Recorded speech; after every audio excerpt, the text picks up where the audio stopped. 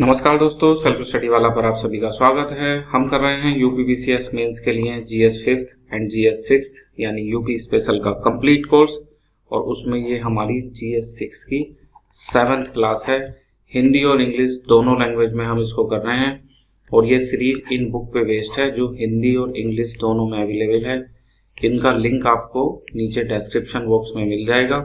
So hello guys, this is me Mohit Sharma, director Sankalp IAS academy, having more than 15-year experience in civil service field, and my sole motive behind this series is to become your favorite teacher।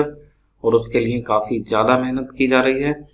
आप लोगों से उम्मीद है कि आपको ये series पसंद आ रही होगी, तो प्लीज़ कमेंट बॉक्स में अपने रिव्यू ज़रूर दीजिए। आपको ये कैसी लग रही है वो ज़रूर बताइए, और आपको ये पसंद आ रही है तो आप इसको अपने दोस्तों के साथ भी शेयर कीजिए। तो चलिए अपना लेक्चर शुरू करते हैं। हम लोग यूपी ज्योग्राफी पढ़ रहे हैं, उसमें हम ज्योग्राफी की लोकेशन, रिलीफ स्ट्रक्चर ये पढ़ चुके हैं, और जियोलॉजिकल स्ट्रक्चर हमने देख लिया है। यूपी का क्लाइमेट हम पूरा देख चुके हैं, एंड क्लाइमेट के बाद इरिगेशन हमने यूपी का कंप्लीट देख लिया है, और इरिगेशन के बाद अब हम शुरू करेंगे इसमें मिनरल। तो हमारा नियम क्या है कि हम पढ़ने से पहले देखेंगे कि मेंस में किस तरह के क्वेश्चन आ रहे हैं और कैसे क्वेश्चन आ रहे हैं। वो क्वेश्चन हमें कहाँ मिलेंगे? हमारे यूपीपीसीएस मेंस नेविगेटर में। इसमें सभी क्वेश्चन आपको पेपर वाइज और सब्जेक्ट वाइज मिल जाते हैं। तो हमें 6th पेपर में यूपी ज्योग्राफी पे जाना है। देखिए अभी तक हमने इसमें क्या क्या पढ़ लिया, एक मिनट आप देखिए। ज्योग्राफिकल लोकेशन हम पढ़ चुके, रिलीफ स्ट्रक्चर हमने पढ़ लिया, क्लाइमेट हमने पढ़ लिया, इरिगेशन हमने पढ़ लिया, और मिनरल हम पढ़ने वाले हैं। ठीक, तो ये पहला टॉपिक है हमारा, ये सबसे बड़ा टॉपिक है यूपी ज्योग्राफी में। बाकी टॉपिक तो एक एक दिन में भी हो जाएंगे, सो डोंट वरी। इसके बाद ड्रेनेज सिस्टम एंड फिर वेजिटेशन, किस तरह के फॉरेस्ट यूपी में मिलते हैं वो देखेंगे। तो आज का टॉपिक अपना मिनरल है। हम आज में मिनरल कंप्लीट कर लेंगे। मिनरल पे अभी तक क्या क्वेश्चन आए हैं देखिए। 2024 इसमें मिनरल पे कोई क्वेश्चन नहीं था। 2024, इससे पहले बात करें 2023, तो यहाँ मिनरल पे क्वेश्चन था। Analyse the importance of mineral in industrial development of Bundelkhand region. तो जो बुंदेलखंड रीजन है और विंध्यन रीजन है उत्तर प्रदेश का, या बघेलखंड बोल सकते हैं, वहीं पे तो मिनरल मिल रहे हैं। तो उनके डेवलपमेंट में क्या भूमिका है वो करके इन्होंने पूछ लिया। बहुत आसानी से आप ये क्वेश्चन कर लोगे अभी की क्लास के बाद। इससे पहले देखें तो 2022 में नहीं था, 21 में नहीं था, तब ये यूपी ज्योग्राफी फर्स्ट पेपर में आती थी जीएस फर्स्ट में। 2018 के बाद से 2020 में भी नहीं था, और फिर ये क्वेश्चन था आपका 2018 में। Give an account of mineral found in Uttar Pradesh. Uttar Pradesh में कौन कौन से मिनरल मिलते हैं। तो फाइनली भी मिनरल से दो ही क्वेश्चन आए हैं कि यूपी में कौन कौन से मिनरल मिल रहे हैं, नंबर 1, एंड नंबर 2 कि ये जो बुंदेलखंड रीजन है इसके विकास में मिनरल की क्या भूमिका है, इसके औद्योगिक विकास में। डन। तो ये दो चीजें हम ध्यान में रख के करेंगे। इसके हिसाब से हमने जो अपना टॉपिक तैयार करे हैं वो देखिए क्या क्या है। हम पहले देखेंगे mineral in Uttar Pradesh. Okay, types of mineral found in Uttar Pradesh. इससे वो आपका पहला वाला क्वेश्चन हो जाएगा, कौन कौन से मिनरल उत्तर प्रदेश में मिलते हैं। फिर mineral rich region and district of Uttar Pradesh. UP की जो मिनरल पॉलिसी है 2017 की, उसमें उसने 12 डिस्ट्रिक्ट, 75 है ना टोटल, उसमें से 12 डिस्ट्रिक्ट को मिनरल रिच डिस्ट्रिक्ट डिक्लेयर कराए। तो यहाँ पे हम वो देखेंगे कि यूपी के मिनरल रिच रीजन कौन से हैं। इस पे अभी क्वेश्चन नहीं आया, लेकिन चांस है इस पे क्वेश्चन आ सकता है। यूपी के मिनरल रिच रीजन लिखिए। जैसे एक बार पूछ लिया मिनरल लिख लिए, दूसरी बार क्षेत्र पूछ सकता है। और एक यही क्वेश्चन जो आया हुआ है कि बुंदेलखंड के विकास में मिनरल की भूमिका, तो कोई क्वेश्चन आ जाए बुंदेलखंड के विकास में, बघेलखंड के विकास में, उत्तर प्रदेश के विकास में मिनरल की भूमिका, आप लिख लोगे इस क्लास के बाद में, है ना, डोंट वरी। और एक ये उत्तर प्रदेश की माइनिंग पॉलिसी 2017, हो सकता है इसके विशेषताएं पूछ ले। ये पूछी नहीं है, ना, अभी उसने ये पूछा है और ये पूछा है, ये हमने एक्स्ट्रा में तैयार करे हैं कि इनसे क्वेश्चन बन सकते हैं। और एक टॉपिक हमने और एक्स्ट्रा में तैयार करा है कि उत्तर प्रदेश सरकार के क्या प्रयास हैं मिनरल के क्षेत्र में, और अभी क्या समस्याएं हैं माइनिंग में, और उसके क्या वे फॉरवर्ड हो सकते हैं। मतलब माइनिंग सेक्टर में गवर्नमेंट के measures, challenges and way forward. तो ये 5 टॉपिक हम इसमें करने वाले हैं। इनमें से 2 से क्वेश्चन आया हुआ है, और बाकी 3 से भी क्वेश्चन बनने के पूरे चांस हैं। स्टार्ट करते हैं उत्तर प्रदेश में मिनरल। देखिए, अगर ये क्वेश्चन आ जाता है कि उत्तर प्रदेश में कौन कौन से मिनरल हैं, तो हम क्या लिखेंगे, छोटा सा इंट्रोडक्शन लिखेंगे कि ट्रेडिशनली यूपी जो है वो मिनरल रिच रीजन नहीं है ना, और मेटेलिक मिनरल तो यहाँ नहीं मिलते, बहुत कम मिलते हैं, लेकिन नॉन मेटेलिक मिनरल वो यहाँ पे कुछ मात्रा में मिलते हैं बुंदेलखंड बघेलखंड के इलाके में। इस तरह से करके बहुत छोटा सा इंट्रोडक्शन इस तरह से यहाँ उत्तर प्रदेश और not traditionally rich in mineral has pocket of non metallic mineral, इतना लिख दो बस, छोटा सा आपका इंट्रोडक्शन हो गया, है ना। अब फिर क्या लिखेंगे इसके बाद में, चाहे तो आप सीधे मिनरल लिख सकते हो कि लाइमस्टोन, सैंडस्टोन, पायरोफाइलाइट, डायस्पोर, और उनके बारे में एक दो पॉइंट लिख दो, या आप थोड़ा और अच्छा लिखना चाहते हो तो कैटेगराइज करके लिख सकते हो। इंट्रो के बाद में आप लिख दोगे मेटेलिक मिनरल कौन कौन से मिल रहे हैं यूपी में, जो भी एक दो हैं और जहां भी मिल रहे हैं, फिर नॉन मेटेलिक, और मेटेलिक नॉन मेटेलिक के बाद में एक होते हैं फ्यूल मिनरल या एनर्जी मिनरल, है ना। तो 3 में कैटेगराइज करके लिख दोगे।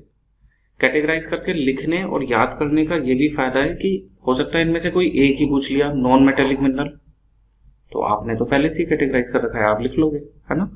जिन्होंने नहीं करा वो थोड़ा हो सकता है चक्कर में पड़ जाए कि भाई मेटेलिक कौन है, नॉन मेटेलिक कौन है, फ्यूल मिनरल कौन है, इस तरह से, है ना। तो हम इसको ऐसे करने वाले हैं, इंट्रोडक्शन, कंक्लूजन, और बीच में मेटेलिक मिनरल, फिर नॉन मेटेलिक मिनरल, फिर फ्यूल मिनरल, और उनमें मिनरल के नाम, उनमें 2 पॉइंट, और एक बढ़िया सा डायग्राम। ये मिल गया आपको डायग्राम, है ना। देखो क्या क्या मिनरल लिखे हैं, यहाँ पे लाइमस्टोन लिखा है, अभी हम समझेंगे ये सब, है ना, इसका क्या यूज है। डन। अगर ये टॉपिक हमने अच्छे से पढ़ लिया कहाँ मिलता है और क्या यूज है, तो वो जो हमने देखा कि बुंदेलखंड के विकास में भूमिका बताओ, है ना, इस तरह का आ जाए, यूपी के विकास में बताओ, बघेलखंड के विकास में बताओ, सदर्न प्लेट्यू रीजन के विकास में, वो सब आप कर लोगे अगर आपने ये अच्छे से पढ़ लिया तो, क्योंकि हम इनका यूज भी सीखेंगे ना। विकास में भूमिका उसी यूज से तो बनेगी, है ना। इसमें से जो मिनरल का यूज है वो अलग अलग इंडस्ट्री में हो रहा होगा, अगर वो हमें पता है तो हम लिख देंगे कि ये मिनरल इस इंडस्ट्री में यूज होता है, सिंपल ना। तो इंट्रोडक्शन तो हमने बता दिया, एक बार मिनरल का ये और देख लो आप। लाइमस्टोन यहाँ पे मिल रहा है, यहाँ पे सैंडस्टोन है, डाइस्पोर है, पायरोफाइलाइट है, सोप स्टोन है, एंडालुसाइट है, ग्रेनाइट है, सैंडस्टोन, चाइना किले, सिलिका सैंड, लेटेराइट सॉइल, फिर से यहाँ लाइमस्टोन आ गया, है ना। यहाँ दोनों मिल रहे हैं, लाइमस्टोन एंड सैंडस्टोन। तो ये तो आपने देखा भी होगा मिर्जापुर का, है ना, बलुआ पत्थर के लिए फेमस था, वो चुनार का बलुआ पत्थर, पहले बता चुके हैं इसको, है ना। और ये देखो ये जो इलाका है सोनभद्र वाला, यहाँ पे तो कोल भी है, डोलोमाइट भी है, ग्रेनाइट भी है, लाइमस्टोन भी है, और भी है ना। यहाँ स्पेस कम होने की वजह से लिखा नहीं गया, मेन लिख दिया। तो सोनभद्र को मिनरल कैपिटल बोला जाता है, यूपी की मिनरल कैपिटल सोनभद्र, है ना। यहाँ पे ये सब मिल रहे हैं, जो कोल है ये नॉन कोकिंग कोल है। चलिए, तो इनके बारे में इंट्रोडक्शन हमने देख लिया, डायग्राम हमने देख लिया।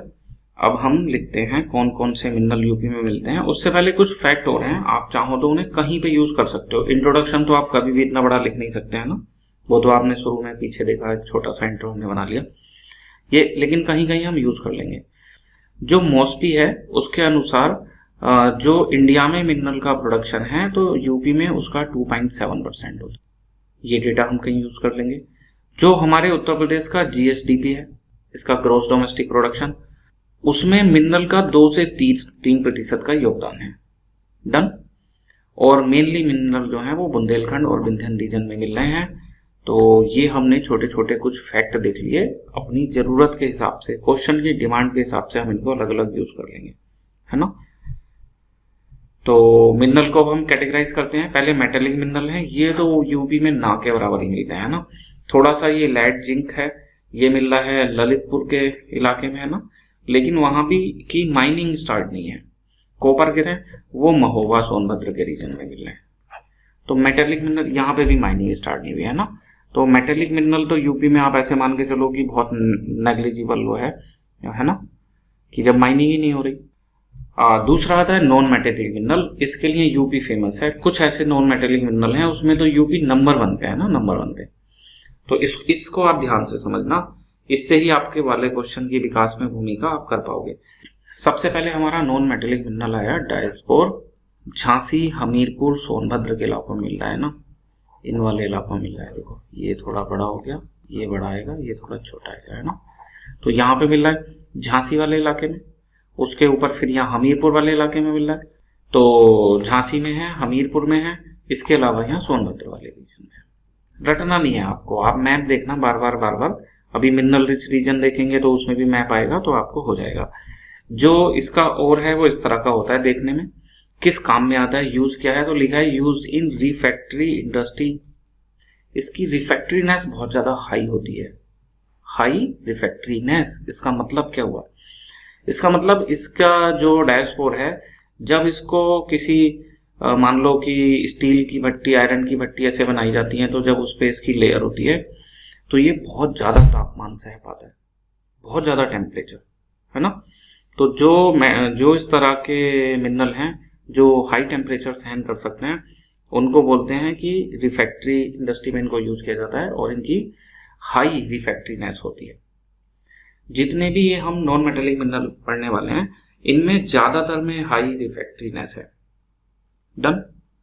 तो हाई रिफैक्ट्रीनेस है तो किस में यूज होंगे भाई, आपने आयरन ओर से आयरन बनाना है, स्टील बनाना है, भट्टी में डाल के उसको गर्म करना है, तो वहां पे यूज होंगे, है ना। तो देखो ये जो यूपी है अपना, ये इंडिया का लीडिंग प्रोड्यूसर है, और जितना टोटल डायस्पोर जो है नेशनली प्रोड्यूस करा जाता है, उसका 50 to 55% उत्तर प्रदेश कर रहा है डायस्पोर का, है ना। तो मेटेलिक मिनरल में तो हम आगे नहीं है, लेकिन नॉन मेटेलिक में उत्तर प्रदेश का अच्छा योगदान है। डायस्पोर हमने समझ लिया। नंबर 1 मेनली कहाँ मिल रहा था ये, झांसी, हमीरपुर एंड सोनभद्र के इलाकों में, मतलब बुंदेलखंड रीजन में भी था, बघेलखंड रीजन में भी था। नेक्स्ट है इसमें फिर पायरोफाइलाइट। ये झांसी, ललितपुर, हमीरपुर इन्हीं इलाकों में हुआ है ना। देखो यहाँ ललितपुर, फिर थोड़ा ऊपर यहाँ झांसी, फिर इसके बाद में यहाँ हमीरपुर, इस इलाके में पायरोफाइलाइट। ये भी जो है रिफैक्ट्रीज इंडस्ट्री में यूज हो रहा है, इसमें भी हाई रिफैक्ट्रीनेस होती है।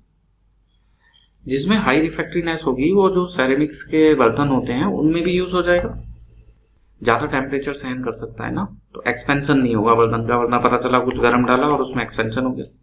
डन। पेंट में भी यूज होता है। पेंट में क्यों यूज होता है, पेंट में ब्राइटनेस आ जाती है, ज्यादा ड्यूरेबिलिटी आ जाती है, लंबे समय तक पेंट चलता है, फिर कई साल में दोबारा कराना पड़ेगा, है ना। तो ये सेरेमिक्स में, पेंट्स में, है ना। और हाई रिफैक्ट्रीनेस के कारण जो इस तरह के जैसे बड़ी बड़ी फर्नेस होती हैं, भट्टी बनाई जाती हैं, उनमें प्रयोग होता है। इसमें यूपी सेकंड लार्जेस्ट प्रोड्यूसर है और टोटल प्रोडक्शन में 12 से 13% हमारा योगदान है। पायरोफाइलाइट एंड डायस्पोर, ये दो हमने देख लिए, ये यूपी के सबसे महत्वपूर्ण मिनरल है। ठीक, देखो ये सिरेमिक्स के बर्तन, इसमें भी ये यूज होता है। फिर आता है एंडेलुसाइट। ये सोनभद्र ललितपुर में मिल रहा है ना, इधर ललितपुर में, और उसके बाद यहाँ पे फिर सोनभद्र में। ये देखने में कुछ ऐसा होता है। इसमें भी बोल रहे हैं रिफैक्ट्री, ये तो हमने बता दिया। हाई रिफैक्ट्रीनेस आप किसी में भी लिख के आ जाना, अगर आप भूल जाओ तो तुक्का लगाने के लिए उसका यूज की हाई रिफैक्ट्रीनेस इसलिए। तो इसका मतलब जो बड़ी बड़ी इंडस्ट्री हैं जैसे आयरन स्टील इंडस्ट्री, ये सब, उनमें तो ये काफी यूजफुल है ना, क्योंकि उसमें तो आयरन ओर को बहुत बहुत टेम्परेचर पे गलाया जाता है। स्पार्क प्लग है ना, जो स्पार्क प्लग आपने देखा होगा बाइक में लगाते हैं, एक बार आप यहाँ से देख लो, तो उसमें जो ये जगह है ना, यहाँ से चिंगारियां निकलती हैं, तो ऐसा मटेरियल यूज करना पड़ेगा ना जो ज्यादा तापमान को सहन कर पाए, तो इसमें यूज कर रहे हैं। डन।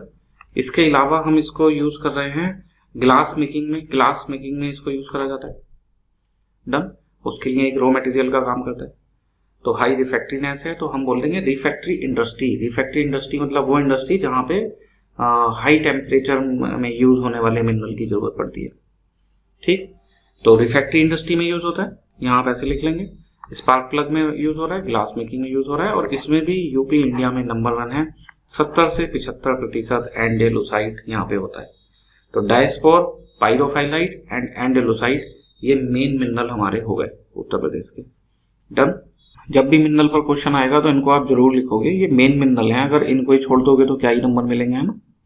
डायस्पोर हो गया, पायरोफाइलाइट हो गया, एंडेलुसाइट हो गया, और अभी और भी देख रहे हैं, लाइम स्टोन भी मेन है यूपी में, एंड सैंड स्टोन भी मेन है। ये सोनभद्र में मिल रहा है, मिर्जापुर में मिल रहा है, सहारनपुर में भी लिख रहा है ना, इसको भी लिख लेना आप, सहारनपुर में भी मिलता है। डन।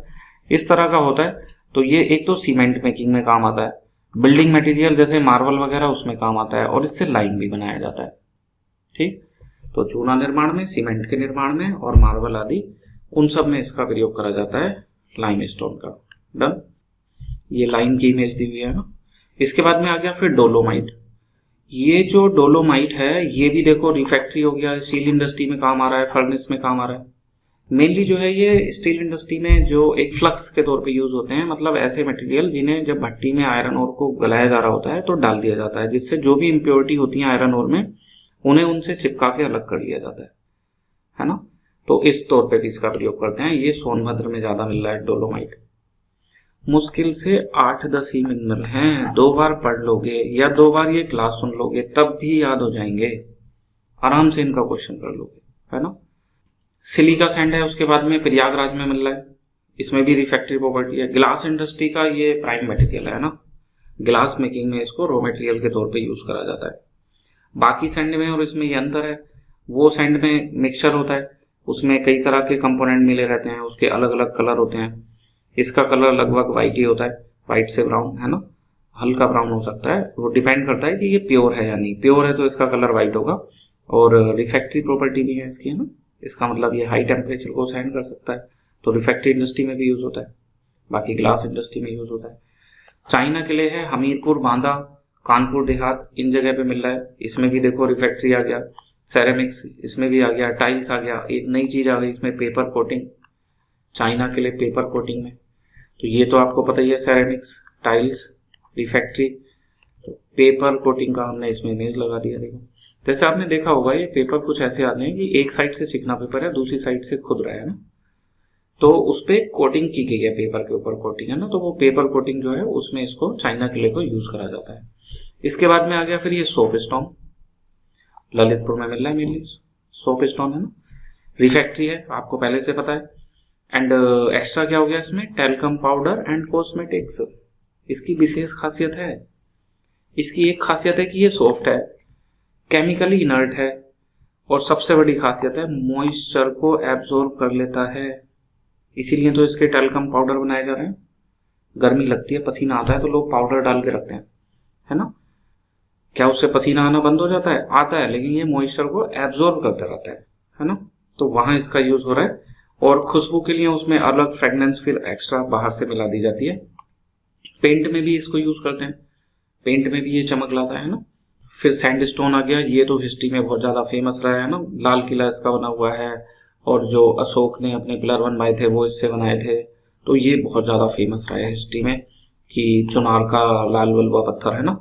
तो चित्रकूट में मिल रहा है, मिर्जापुर में चुनार है, सैंडस्टोन, एंड कंस्ट्रक्शन में काम आ रहा है, स्कल्पचर में काम आ रहा है, पिलर में काम आ रहा है ना। मथुरा स्टाइल की जो मूर्ति हैं वो इसमें बनी है, और ये पिलर मेकिंग में जो अशोक ने करे थे वो, तो ये देख लो आप, ये कंस्ट्रक्शन में काम आता है, इस तरह से यूज करा जाता है। बाकी पिलर मेकिंग में काम आ रहा है, और इसमें स्कल्पचर भी बने हुए हैं ना लाल बलुआ पत्थर से। इसके बाद है मार्बल एंड ग्रेनाइट, दोनों लगभग सेम ही हैं। देखो ये मार्बल है ना, और ये थोड़ा सा कम सुंदर ये ग्रेनाइट है, ये ग्रेनाइट है, ये मार्बल है। दोनों के दोनों डेकोरेटिव हैं, कंस्ट्रक्शन में काम आते हैं, फ्लोरिंग में काम आते हैं, है ना। ये मार्बल थोड़ा महंगा होता है, और ये ग्रेनाइट थोड़ा सस्ता होता है, लेकिन ग्रेनाइट मजबूत होता है, ड्यूरेबल होता है, लंबे समय तक चलता है, और ये थोड़ा सॉफ्ट होता है ना, ये कम समय तक चलता है। लेकिन ये महंगा कौन सा है इसमें, ये सॉफ्ट वाला है ना, चूंकि ये सुंदर ज्यादा है देखने में, है ना, ये उतना सुंदर नहीं है। तो ऐसी जगह जहां पे टूटने का ज्यादा खतरा हो, मान लो किचन की स्लैब है वगैरह, तो वहां पे तो लोग ये ग्रेनाइट का यूज कर लेते हैं। बाकी घर में, फर्श में, वहां पे इस तरह का ज्यादातर मार्बल का यूज कर लेते हैं। अच्छा, ये बलुआ पत्थर की एक और खासियत थी कि बलुआ पत्थर में ही पिलर और मूर्तियां क्यों बनी, क्योंकि ये थोड़ा सॉफ्ट होता है, और इसके ऊपर कुछ लिखना, कुछ डिजाइन बनाना ये थोड़ा आसान होता है, जैसे आप ये देख रहे हो ना। तो अशोक ने तो अपने पिलर पे कुछ कुछ लिखवाया हुआ है, इसलिए उसने सैंडस्टोन का यूज किया है ना, चुनार में जो सैंडस्टोन मिलता है वो। तो ये देखो हमारे नॉन मेटेलिक मिनरल हो गए, एक एक करके हम इनका रिवीजन कर लेते हैं जल्दी से। क्वेश्चन ये है, यूपी में क्या क्या मिनरल मिलते हैं, तो छोटा सा इंट्रोडक्शन लिख दिया कि जो मेटेलिक मिनरल हैं वो नहीं मिलते, लेकिन नॉन मेटेलिक मिनरल की बेल्ट मिलती हैं। छोटा सा हमने इंट्रोडक्शन लिख दिया। और भी कुछ पॉइंट हैं कि मिनरल प्रोडक्शन में 2.7% है, जीएसडीपी में 2 से 3% का योगदान है, यूपी में मिनरल मेनली बुंदेलखंड, विंध्यन। आप इनमें से जो भी लाइन चाहो एक दो वो इंट्रोडक्शन में यूज कर सकते हो। इसके बाद में फिर मेटेलिक मिनरल आते हैं, उसमें लेड है, जिंक है, कॉपर है, लेकिन इनको अभी चूंकि माइन नहीं किया जा रहा है कॉमर्शियली, तो इनके बहुत कम लिख के छोड़ देंगे। फिर नॉन मेटेलिक मिनरल आते हैं, इसमें आपका डायस्पोर आ गया है ना, हाई रिफैक्ट्रीनेस है तो रिफैक्ट्री इंडस्ट्री में यूज हो रहा है और यूपी इसका लीडिंग प्रोड्यूसर है। पायरोफाइलाइट आ गया, इसमें भी हाई रिफैक्ट्रीनेस है, पेंट में भी यूज होता है एंड जो सैरेमिक्स पॉटरी है उसमें भी यूज होता है एंड इसमें यूपी सेकंड हाईएस्ट प्रोड्यूसर है। एंडेलुसाइट हो गया, ये सोनभद्र ललितपुर रीजन में मिल रहा है, इसमें भी हाई रिफैक्ट्रीनेस है, स्पार्क प्लग बनाने में, सैरेमिक्स में, ग्लास मेकिंग में इनमें यूज हो रहा है और यूपी इसमें भी हाईएस्ट है। फिर लाइम स्टोन आता है, cement, building material, marble, lime, इन सब में काम आ रहा है। एंड डोलोमाइट आ गया, ये सोनभद्र के इलाके में मिल रहा है, स्टील इंडस्ट्री में हाई रिफैक्ट्रीनेस। सबके लगभग सेम से ही पॉइंट है ना। और इंडस्ट्री कौन कौन सी आ रही है कि रिफैक्ट्री इंडस्ट्री आ रही है, ग्लास इंडस्ट्री आ रही है, सेरेमिक्स इंडस्ट्री आ रही है, पेपर इंडस्ट्री आ रही है। तो किसी भी इलाके का विकास पूछेगा, मान लो बुंदेलखंड का, तो हम लिख देंगे बुंदेलखंड में कि इन इंडस्ट्रियों को बढ़ावा देता है। कौन सा मिनरल किस इंडस्ट्री को दे रहा है थोड़ा सा वो लिख देंगे, एक मैप बना देंगे, उसमें कौन कौन से मिनरल मिल रहे हैं किस किस इलाके में उनको दिखा देंगे। क्वेश्चन पूरा हो जाएगा कि ये उस इलाके के औद्योगिक विकास में कैसे मदद करता है ना। जहां पे सिलिका सैंड मिलेगा वहां पे ग्लास इंडस्ट्री बिल्ड हो जाएगी, जहां पे चाइना के लिए मिलेगा वहां पे पेपर इंडस्ट्री बिल्ड हो जाएगी। समझ पा रहे हो ना, उस क्वेश्चन को आप इससे इजिली कर लोगे। जहां सोप स्टोन मिल रहा है मान लो ललितपुर वाले रीजन में, तो वहां पे कॉस्मेटिक, टेलकम पाउडर है ना, ये सब चीजें इनसे रिलेटेड जो इंडस्ट्री है वो बिल्ड हो जाएंगी। एंड सैंडकोट, चित्रकूट, मिर्जापुर वाले इलाके में तो कंस्ट्रक्शन में भी काम आता है, स्कल्पचर मेकिंग में आता है, पिलर कंस्ट्रक्शन में आता है। इतना करके हम फिर मार्बल, ग्रेनाइट, इन चीजों के बारे में लिखेंगे। अपने नॉन मेटेलिक मिनरल कंप्लीट हो गए। अच्छा, ये ब्रिक क्लियर रह गया, ये तो पूरे यूपी में ही मिलता है, पूरे स्टेट वाइड है ना। एक्चुअल में जो ब्रिक है वैसे तो लेटेराइट सोइल की अच्छी बनती है और लेटेराइट सोइल मिलती है आपकी मे बी शायद चंदौली वाले रीजन में है ना। लेकिन ऐसी नॉर्मल मिट्टी जो सूखने पे हार्ड हो जाती है वो लगभग पूरे यूपी में मिलती है। तो ईंट भट्टे आपने देखे होंगे पूरे यूपी में ही है। लेकिन जो फेमस है इसके लिए लेटेराइट सोइल, वो मेनली आपको चंदौली वाले इलाके में मिलेगी है ना। तो ये जो भी हमने इंग्लिश में देखा वो सब यहाँ पे हिंदी में लिखा हुआ है ना। रिफैक्ट्री को अग्निरोधक हो गया, हाई रिफैक्ट्रीनेस तो उच्च अग्निरोधक क्षमता, डन। तो ये सारे पॉइंट आपको यहाँ पे मिल जाएंगे। फिर आता है हमारा तीसरा फ्यूल मिनरल। हमने मेटेलिक देख लिया, नॉन मेटेलिक देख लिया, फ्यूल मिनरल ये यूपी में कम मिलते हैं ना। देखो कोल कहाँ मिल रहा है, सोनभद्र का सिंगरौली रीजन, तो ये तो है ही, इसको ऊर्जा राजधानी भी बोलते हैं, इसको मिनरल राजधानी भी बोलते हैं, वहां तो लिखो कि कोल है ना। एंड थर्मल पावर जनरेशन, तो यहाँ पे हमने अनपरा और ऐसे करके 3-4 थर्मल पावर पढ़े हैं पहले सोनभद्र वाले रीजन में।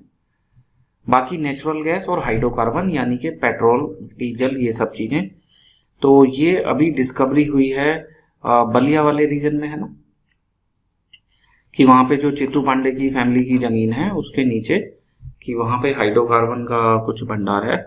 अब वो कमर्शियली वायबल है, उसे निकाला जा सकता है नहीं निकाला जा सकता, उसके लिए स्टडी चल रही है। उनकी जो जमीन है वो लीज पे ली गई है। तो फ्यूल मिनरल में हम इन दो को लिख देंगे है ना, बलिया वाला और दिस। तो इतना करके आप बता सकते हो उत्तर प्रदेश में कौन कौन से मिनरल मिल रहे हैं, कहाँ मिल रहे हैं, और आपने कैटेगराइज करके भी बता दिया कि मेटेलिक कहाँ है, नॉन मेटेलिक कहाँ है और फ्यूल मिनरल है। और उत्तर प्रदेश इनमें से किसके लिए फेमस है, नॉन मेटेलिक मिनरल के लिए फेमस है। डन। अब आपने क्या करना है, बस इसको याद करना है और याद करने के बाद में जो क्वेश्चन आया हुआ है उसको एक बार लिख के देखना है। डन।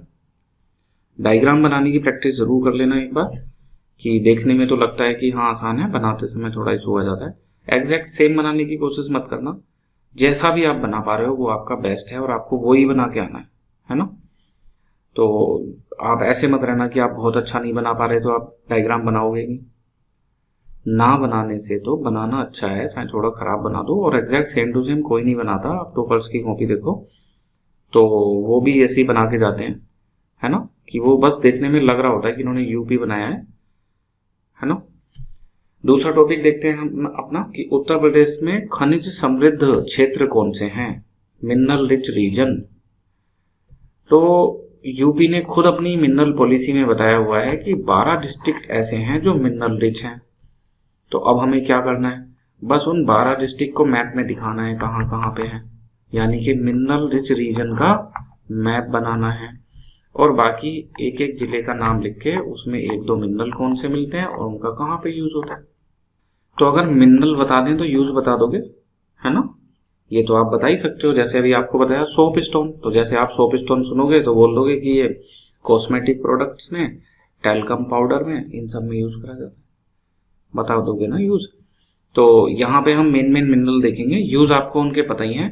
तो ये एक तरह से रिवीजन ही है आपके पहले टॉपिक का, है ना? बस आपको 12 वो रीजन पता चल जाए और ऐसे। अब देखो वो 12 रीजन भी जिसने यूपी का मैप पढ़ रखा है उसके लिए आसान है।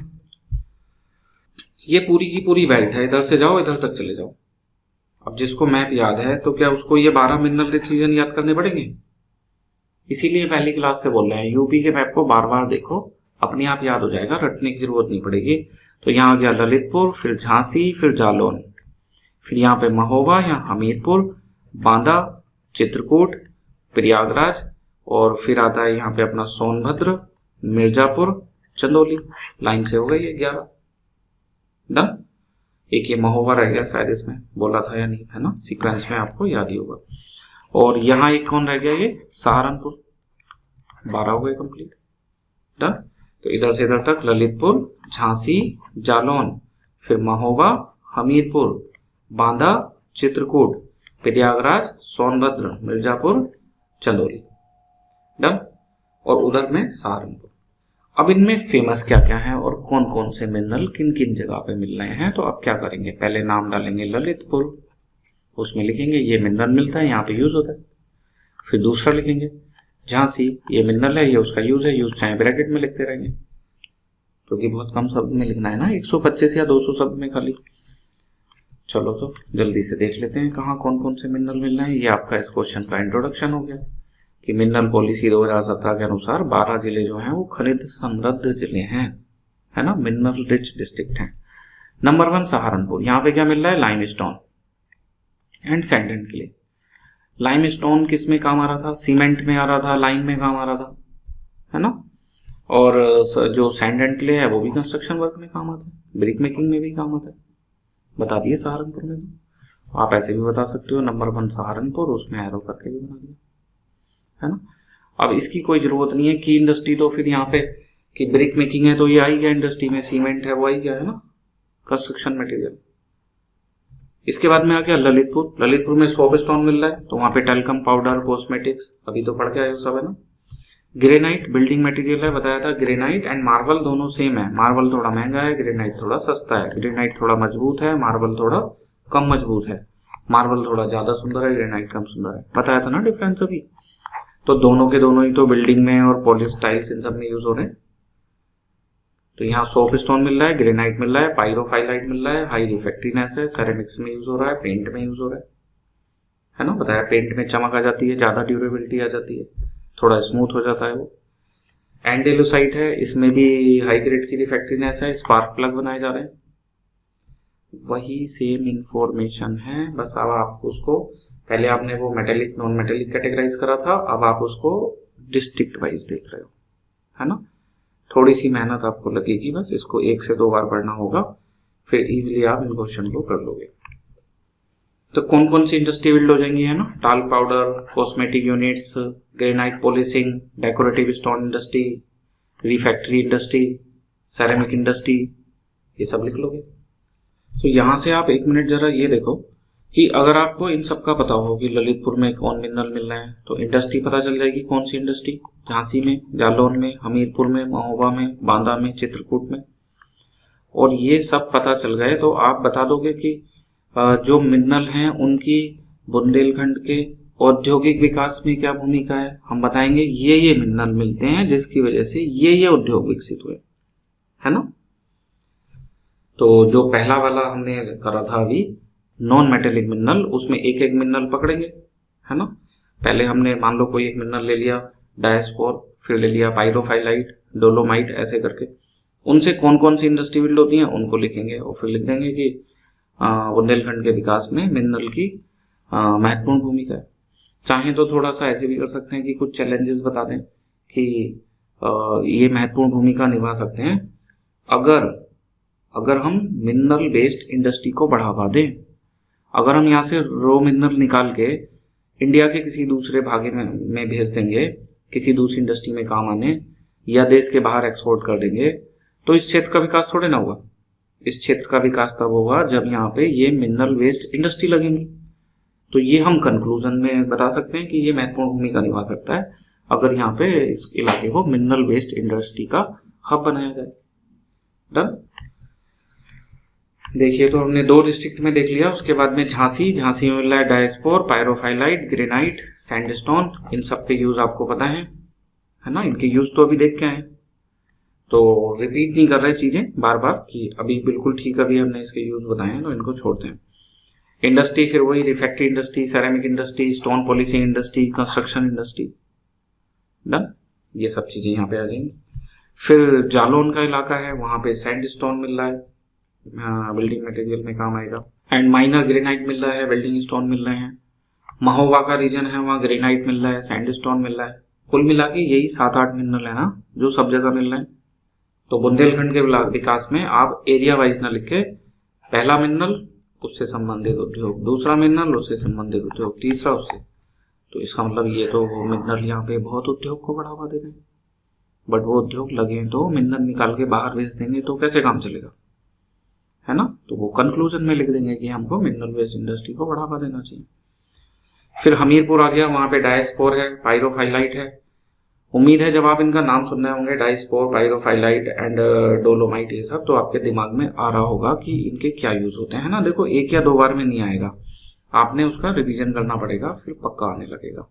बांदा है, वहां पे देखो चाइना के लिए मिलने लगा है ना। सैंडस्टोन हो गया, चाइना के लिए हो गया, ग्रेनाइट हो गया, चाइना के लिए जब भी आए तो ये पेपर कोटिंग सेम चीज ही है ना। एंड इसके अलावा चित्रकूट का रीजन हो गया फिर, ठीक। ये सब बुंदेलखंड के ही चल रहे थे अभी तक, बस एक सहारनपुर को छोड़ के। तो उसमें सैंडस्टोन है, ग्रेनाइट है, चाइना के लिए है, ठीक। तो जैसे हम ये चित्रकूट वाले रीजन में, बांदा वाले रीजन में पहुंचे तो हमें ये चाइना के लिए इधर की तरफ एक्स्ट्रा मिलने लग गया ना। फिर मिर्जापुर वाले इलाके में पहुंच गए, तो यहाँ से अब हम बघेलखंड में पहुंच गए। डन। यहाँ लाइमस्टोन है, सैंडस्टोन है, चाइना के लिए है। उन पे क्या क्या यूज होते हैं ये सब हमने ऑलरेडी बताया हुआ है। प्रयागराज, वहां पे सिलिका सैंड मेनली है ना, तो ग्लास मैन्युफैक्चरिंग में काम आएगा। सोनभद्र, उसको तो मिनरल कैपिटल ऑफ यूपी बोल रहे हैं, है ना। यहाँ पे जो है फ्यूल मिनरल भी मिल रहे हैं एंड नॉन मेटेलिक मिनरल भी मिल रहे हैं, और कुछ मात्रा में जो मेटेलिक मिनरल हैं उनके ट्रेसेस भी पाए जाते हैं। तो mineral capital of UP. Done. तो यहाँ पे लाइमस्टोन हो गया, डोलोमाइट हो गया, ग्रेनाइट हो गया, कोल हो गया, तो thermal power station, decorative stone industry and refractory industry, है ना। फ्लक्स इन स्टील इंडस्ट्री ये बताया था, तो सीमेंट इंडस्ट्री।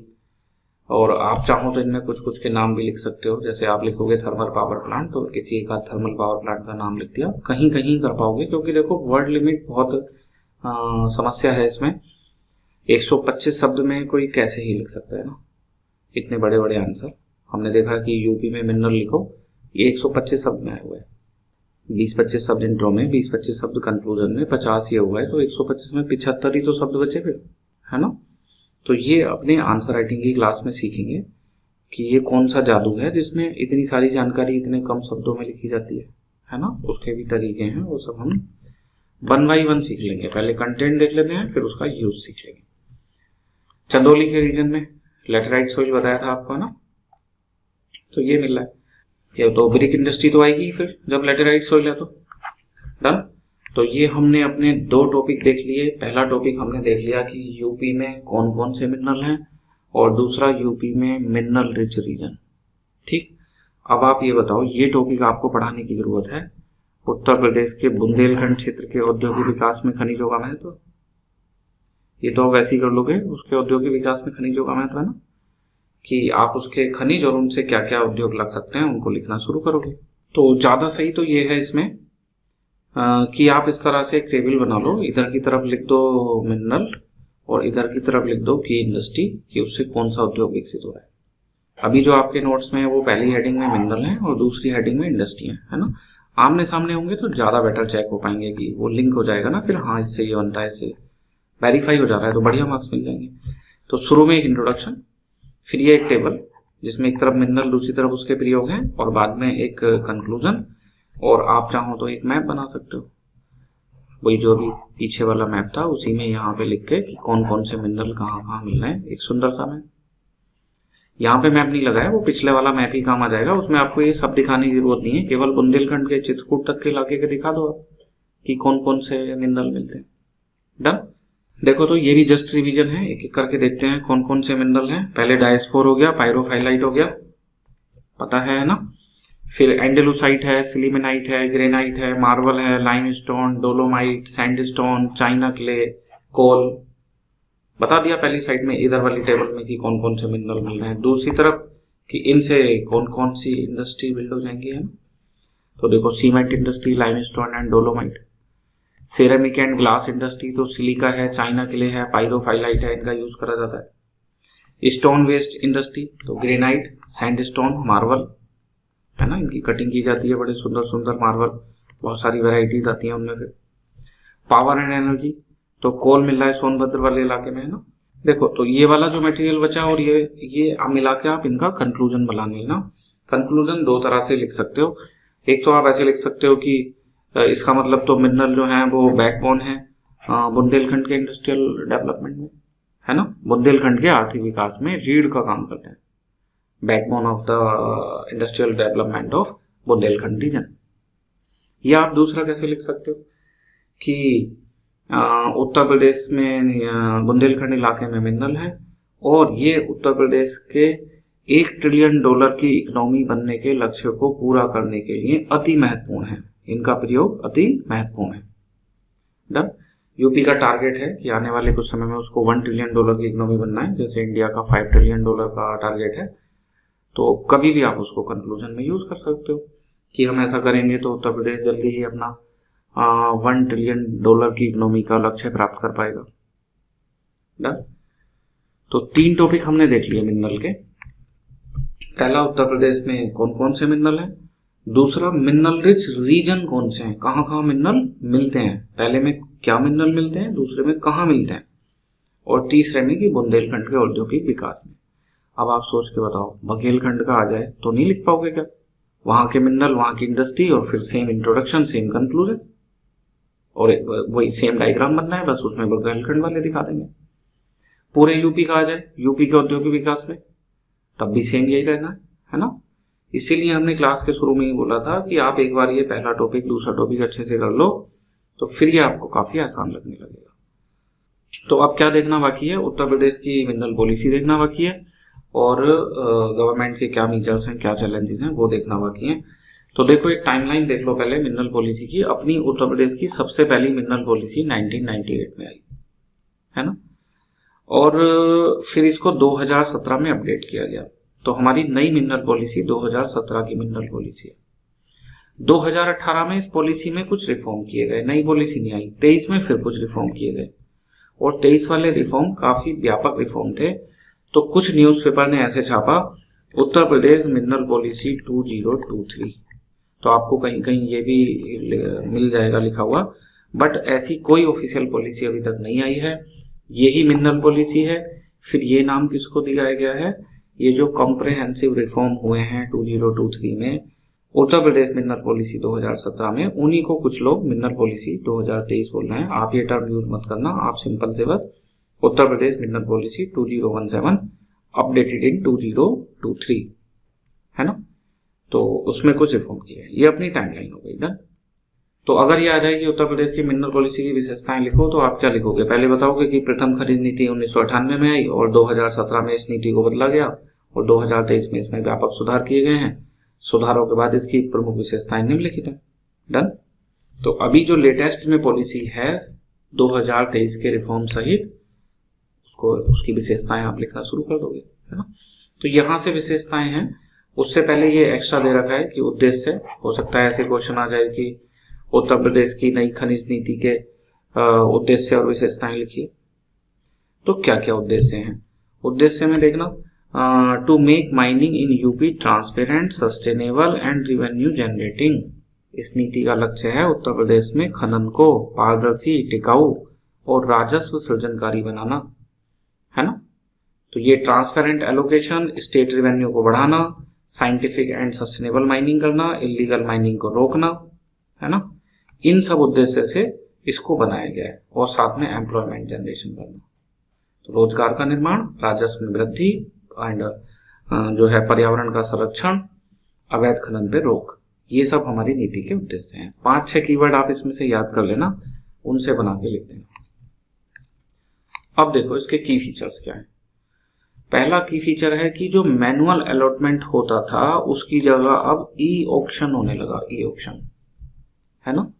जो माइनिंग फील्ड होती है उसकी नीलामी करी जाती है प्राइवेट सेक्टर को, और फिर वो वहां से माइनिंग करता है। और चूंकि वो इंडिया के, यहाँ बोलें तो अपना यूपी के रेफरेंस में यूपी के रिसोर्स यूज कर रहा है, तो उन रिसोर्स पे तो सबका अधिकार है, तो वो सरकार को रॉयल्टी देता है। कुछ पैसा CSR में खर्च करता है, कुछ और 1-2 फंड है उनमें भी उसको पैसा देना होता है। और बिना सरकार को बताए चुपके से निकाल लो, तो ये सब सरकार को नहीं देना पड़ेगा, रॉयल्टी एंड अदर फंड में पैसा, तो वो इलीगल माइनिंग है ना। तो उस पर रोक लगाना है। उससे कई नुकसान हो रहे हैं। इलीगल माइनिंग में पर्यावरण को भी नुकसान होता है, गवर्नमेंट के रिवेन्यू का भी नुकसान होता है, और फिर गवर्नमेंट को रिवेन्यू कम मिलेगा तो वेलफेयर की स्कीम में खर्चा कम हो जाएगा, तो अल्टीमेटली पब्लिक को नुकसान होता है। चलिए तो उसको हटा दें। हमें पता चला कि प्राइवेट सेक्टर को नीलामी होती है, तो वो नीलामी अब कैसे कर रहे हैं, e tendering and e auction से, जिससे कि इसमें करप्शन को कम किया जा सके, ट्रांसपेरेंसी आ जाए, कंपटीशन बढ़े, करप्शन कम हो जाए, जो अच्छी कंपनियां हैं उन्हीं की जो बोली है वो लगे। डन। इम्प्लीमेंट करने में इसमें समस्याएं हैं, तो वो बाद में देखेंगे चैलेंजेस में। दूसरा इन्होंने बना दिया मैंडेटरी डिस्ट्रिक्ट सर्वे रिपोर्ट। कहीं माइनिंग करनी है तो पहले ये रिपोर्ट लगेगी, उसके बाद में ही माइनिंग होगी, और ये report geological data, environment impact assessment के ग्राउंड पे बनेगी। तो ये दूसरा की फीचर हो गया। पहला हो गया ई टेंडरिंग, ई ऑक्शन। दूसरा हो गया डिस्ट्रिक्ट सर्वे रिपोर्ट को कंपलसरी कर देना। फिर टैग बेस्ड मॉनिटरिंग, ड्रोन से सर्विलांस कराया जा रहा है, सैटेलाइट से मॉनिटरिंग करी जा रही है।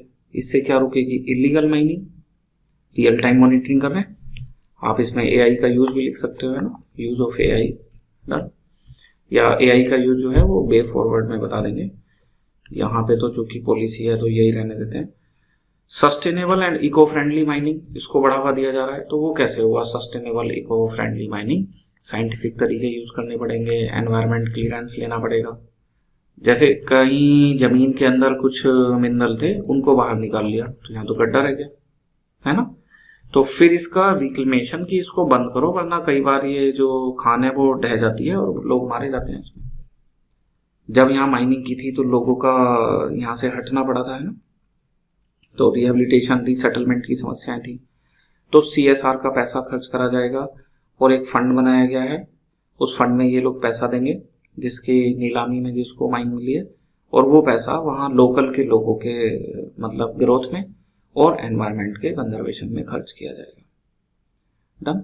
अगर हम ऐसा करेंगे तो ये हमारा इकोलॉजिकली सस्टेनेबल हो जाएगी माइनिंग, है ना।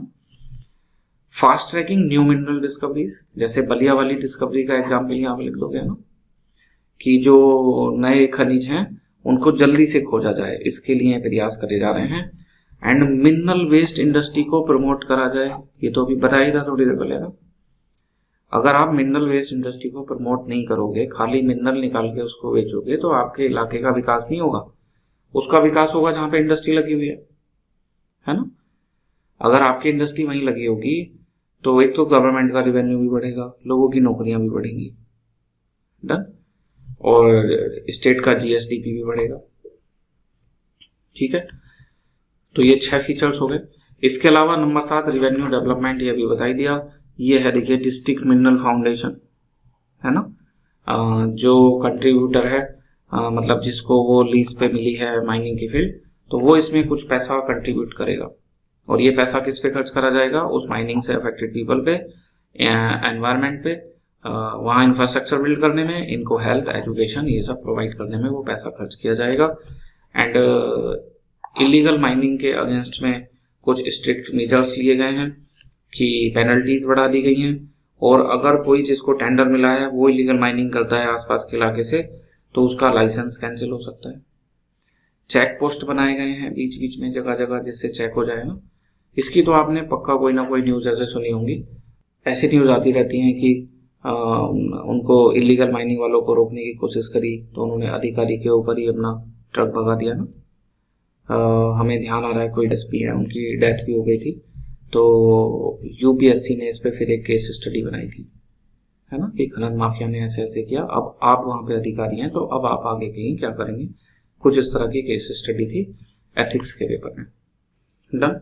तो हमारी खनन नीति के क्या उद्देश्य थे और उसके क्या की फीचर्स थे ये हमने पढ़ लिए। बहुत कम चांस हैं अभी इससे क्वेश्चन आने के, लेकिन अगर आया तो आप इजीली लिख पाओगे। अब जैसे यहाँ कंक्लूजन में कुछ लिखना है तो आप फिर से वही सब चीजें लिख सकते हो कि उत्तर प्रदेश का $1 ट्रिलियन का जो सपना है उसको ये सफल बनाने में सहायक है ना, इस तरह की बातें। और जो प्रभाव और महत्व है उनको भी आप यहाँ पे दिखा सकते हो कि जो 2017 की पॉलिसी है उसने एक बेस प्रोवाइड करा जो 23 वाले सुधार हैं उनके लिए, है ना। ये जो कंफ्यूजन है इसको हमने लिख दिया है यहाँ पे जिससे कि आपको कहीं मिल जाए ये पॉलिसी तो आप कंफ्यूज ना हो जाओ कि भाई सर ने पिछली पढ़ा दी। मिनरल पॉलिसी 2023 क्या है? A set of reform announced in 2023। उसी को कुछ लोगों ने, आजकल सब में ऐसे हो गया है चाहे न्यूज़पेपर हो कि हर चीज को एक फैंसी सा नाम देना है ना। तो गवर्नमेंट ने कुछ रिफॉर्म करे तो वो फैंसी सा नाम करके कि मिनरल पॉलिसी 2023 आ गई, इस तरह का होता रहता है। ये एक्स्ट्रा जानकारी है थोड़ी सी। एक अपना mines and minerals development and regulation act है, शॉर्ट में आप इसको कहीं भी MMDR एक्ट लिख सकते हो, 1957 का है और ये अभी शायद 2015 में इसमें अमेंडमेंट किया गया है ना। सेंट्रल लेवल का ये एक्ट है। तो हमारी पॉलिसी इसको साथ में अलाइन करती है। इस एक्ट में माइनिंग से रिलेटेड चीजें बताई गई हैं। तो जैसे जो माइनर मिनरल हैं, मेजर मिनरल हैं, तो ये माइनर मिनरल स्टेट गवर्नमेंट देखती है, मेजर मिनरल सेंट्रल गवर्नमेंट देखती है। 2015 में जो चेंज करे हैं उसमें मेजर मिनरल की जो ऑक्शनिंग है उसमें स्टेट गवर्नमेंट को कुछ राइट दिए गए हैं सेंट्रल गवर्नमेंट की प्री परमिशन के बाद में। डन। तो अपना लास्ट टॉपिक देखते हैं, mining sector in Uttar Pradesh. Government के मीजर्स क्या हैं, चैलेंजेस क्या हैं एंड वे फॉरवर्ड क्या हैं। तो गवर्नमेंट के मीजर्स तो देखो, आपने जो अभी माइनिंग पॉलिसी पढ़ी है कि ई ऑक्शनिंग हो रही है एंड रियल टाइम मॉनिटरिंग हो रही है, करप्शन को कम करने का प्रयास करा जा रहा है ना, डिस्ट्रिक्ट लेवल पे एक रिपोर्ट तैयार करी जा रही है, फंड तैयार करा गया है, ये सब आप लिखोगे, ये गवर्नमेंट के मीजर्स हैं, है ना। एक्चुअल में कई बार ऐसे होता है कि हमारे पास इंफॉर्मेशन होती है हम यूज नहीं कर पाते, तो अब आपको यहाँ लिखा हुआ मिल गया तो अब आपको एग्जैक्ट पता चल गया कि वही पॉइंट यूज होने। तो मिनरल पॉलिसी के बारे में लिख दिया, MMDR में अमेंडमेंट हुआ है वो लिख दिया, ई टेंडरिंग है, ऑनलाइन ट्रांजिट पास सिस्टम है, सैटेलाइट से मॉनिटरिंग हो रही है ना, एंड डिस्ट्रिक्ट सर्वे रिपोर्ट जो है बताया इसको मैंडेटरी कर दिया गया है, इसके बिना वहाँ पे माइनिंग नहीं हो सकती। रिवेन्यू में को बढ़ाने की कोशिश की जा रही है एंड लोकल एम्प्लॉयमेंट बढ़ाया जाए, एनवायरमेंट क्लियरेंस जो है वो जरूरी कर दिया गया। तो ये सब गवर्नमेंट के मीजर्स हैं, वही आप अपनी 2017 की पॉलिसी के कुछ पॉइंट यहाँ पे लिख सकते हो, अलग से करने की जरूरत नहीं है ना। अभी और क्या चैलेंजेस बाकी हैं बता दिया कि इलीगल माइनिंग का चैलेंज है। जिन लोगों का कुछ माइनिंग फील्ड पास भी हो गई है वो भी कहीं पे इलीगल माइनिंग कर रहे हैं और जिनका नहीं हुआ वो भी कर रहे हैं। और इसमें समस्या क्या है, नेक्सस है। जो अधिकारी हैं और जो लोग इलीगल माइनिंग कर रहे हैं, जो या इसके माफिया हैं, उनके बीच में कई बार नेक्सस हो जाता है और आपसी साठगांठ से वो ये काम जो है चलता रहता है ना। और जो बिग प्लेयर होते हैं किसी भी सिटी के बड़े बड़े लोग, वो इसमें शामिल होते हैं, है ना। आम आदमी को तो पता भी नहीं कि क्या कैसे क्या हो रहा है, तो इसलिए उन्हें रोक पाना थोड़ा कठिन भी होता है। तो एक परेशानी हमने ये देख ली, illegal mining and nexus between sand mafia या जो इलीगल माइनिंग माफिया एंड कई बार जो अधिकारी हैं उनके बीच में ना। दूसरा, एनवायरमेंट डिग्रेडेशन। मान लो रिवर बेड है, नदी का तलहटी, यहाँ से बजरी पत्थर ये सब निकाले जाते हैं, तो अगर उसको ज्यादा निकाल लें तो उसमें समस्या क्या है कि उनके सहारे जो वाटर पर्कोलेशन था वो होता था और वो मिट्टी को बांधे रहते थे, रिवर बेड वीक हो जाता है, सोइल इरोजन बढ़ जाता है ना। तो वो ग्राउंड वाटर पे भी प्रभाव डालता है और वो जो यहाँ की इकोलॉजी है पूरे एरिया की उस पर भी प्रभाव डालता है ना। तो डिफॉरेस्टेशन हो जाता है, सोइल इरोजन हो जाता है, ये सब आप लिख सकते हैं। And poor infrastructure and technology, modern technology use नहीं कर रहे हैं अभी तक, पुरानी टेक्नोलॉजी यूज कर रहे हैं। अपने यहाँ जो माइनिंग है वो स्मॉल स्केल पे एंड अनऑर्गेनाइज माइनिंग होती है मेनली। तो ये भी समस्याएं हैं कि जब अनऑर्गेनाइज सेक्टर में है, स्मॉल स्केल पे है, तो वो कहाँ से बड़ी बड़ी मशीनें लाएंगे, है ना। गवर्नेंस रिलेटेड इशू भी हैं कि वीक मॉनिटरिंग हो रही है, जो रूल्स बने हैं उनका एनफोर्समेंट नहीं हो रहा, करप्शन है, नेक्सस है, बता ही दिया। इससे सोशियो इकोनॉमिक कंसर्न भी हैं कि लोकल का डिस्प्लेसमेंट होता है जहां माइनिंग करते हैं। पुअर वर्किंग कंडीशन है, ऐसा तो कई बार न्यूज आती है कि वो खदान ढह गई, उसमें मजदूर फंस गए, है ना, और मजदूर डूब गए, इस तरह की खबरें आपने पढ़ी होंगी। रिवेन्यू का लीकेज है, जब करप्शन होगा तो उसका लीकेज होगा, प्रोडक्शन कम दिखाया जाएगा, आपसी साठगांठ से इस तरह का करेंगे तो सरकार को रिवेन्यू कम मिलेगा, फिर उसका सोशल वेलफेयर पे भी प्रभाव पड़ेगा। सरकार अपनी जो वेलफेयर की योजनाएं चलाती है उन्हीं में इस पैसे को खर्च करती है अगर ये जाता तो, है ना। वे फॉरवर्ड क्या है, पहला नियम तो यही है कि भाई जो नियम है उन्हें सख्ती से लागू करा जाए, है ना, स्ट्रेंथिंग एनफोर्समेंट। तो ये अपना पहला पॉइंट है कि वे फॉरवर्ड में। और एआई बेस्ड मॉनिटरिंग, इसको बोला ही था, बाद में यूज कर लेंगे, है ना। Penalty and fast track code बनाए जाए, माइनिंग माफिया जब पकड़े जाएं तो उन पे फास्ट ट्रैक कोड बनाए जाए जिससे वो अपने प्रभाव का प्रयोग करके छूट ना जाए। सस्टेनेबल एंड साइंटिफिक माइनिंग के लिए एनजीटी की गाइडलाइन है, उनको लागू करा जाए। District survey report, environment clearance norms, इनको सख्ती से लागू करा जाए।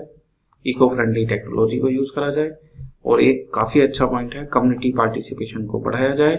ये जो मॉनिटरिंग वगैरह है इसमें ग्राम सभा, लोकल कम्युनिटीज, इनका भी थोड़ा रोल रखा जाए। और जो कम्युनिटी यहाँ से डिस्प्लेस हो रही थी, जिस पे प्रभाव पड़ रहा था, उसके रिहेबिलिटेशन, हेल्थ, एजुकेशन, है ना, जो भी माइनिंग अफेक्टेड एरिया है, तो वहाँ CSR के प्रोजेक्ट भी चलाए जाएं। वो जो फंड है उस फंड से अलग ये प्रोजेक्ट भी चलाए जाएं। तो 125 से 200 शब्द हैं, इतना ही लिख पाओगे, कितना लिख पाओगे, है ना। इसके अलावा रेवेन्यू ऑप्टिमाइजेशन लिख सकते हो। इंडस्ट्रियल लिंकेज अभी बता दिया, मिनरल वेस्ट इंडस्ट्री को बढ़ावा दिया जाए, तो ये तो पॉलिसी में आ ही गया है, इसको आप चाहो तो हटा भी सकते हो। जो माइन सेफ्टी एक्ट है वर्कर के लिए, उसका सख्ती से पालन करा जाए। तो इतना सब लिख के हम लास्ट में कुछ इस तरह से कंक्लूजन कर सकते हैं कि उत्तर प्रदेश में जो खनन है वो 2 धारी तलवार है ना, डबल एज स्वॉर्ड है। पूरे पे तो क्वेश्चन आएगा तो इतना बिल्कुल भी नहीं लिख पाओगे, है ना, कुल 200 ही शब्द हैं, लेकिन आपके पास ये सब मटेरियल है तो आप उसको यूज कर सकते हो क्वेश्चन की डिमांड के अकॉर्डिंग, किस तरह का क्वेश्चन आया है ना।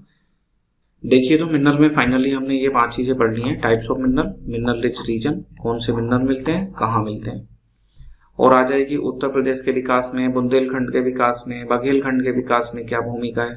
तो डेवलपमेंट में जो इम्पोर्टेंस है या जो रोल है वो भी आप यहाँ से लिख लोगे, है ना। फिर एक्स्ट्रा में हमने क्या पढ़ लिया, उत्तर प्रदेश की पॉलिसी हमने एक्स्ट्रा पढ़ ली कि बाई चांस आ गया तो लिख पाएंगे। और फिर ये गवर्नमेंट के मेजर्स, चैलेंज, वे फॉरवर्ड, जो मेजर्स हैं वो तो इसी से आ जाते हैं, उत्तर प्रदेश की पॉलिसी से, है ना, मिनरल पॉलिसी 2017। और कुछ चैलेंजेस और वे फॉरवर्ड वो हम अलग से सजेस्ट कर देंगे। डन। तो इतना पढ़ के आपका मिनरल कंप्लीट हो गया है। 2 क्वेश्चन इसमें आए हुए हैं, दोनों आपने लिख कर देखने हैं, भले से ही कोई चेक करने वाला हो चाहे ना हो, है ना। राइटिंग की प्रैक्टिस करना मस्ट है। अपनी कल की क्लास में हम ये ड्रेनेज सिस्टम करेंगे और मे बी वेजिटेशन भी कल की ही क्लास में आ जाएगा। तो ये दोनों टॉपिक हम अपनी जो भी हमारी 8th क्लास है नेक्स्ट, उसमें करेंगे। तो आज इस क्लास में इतना ही। जय हिंद, जय भारत।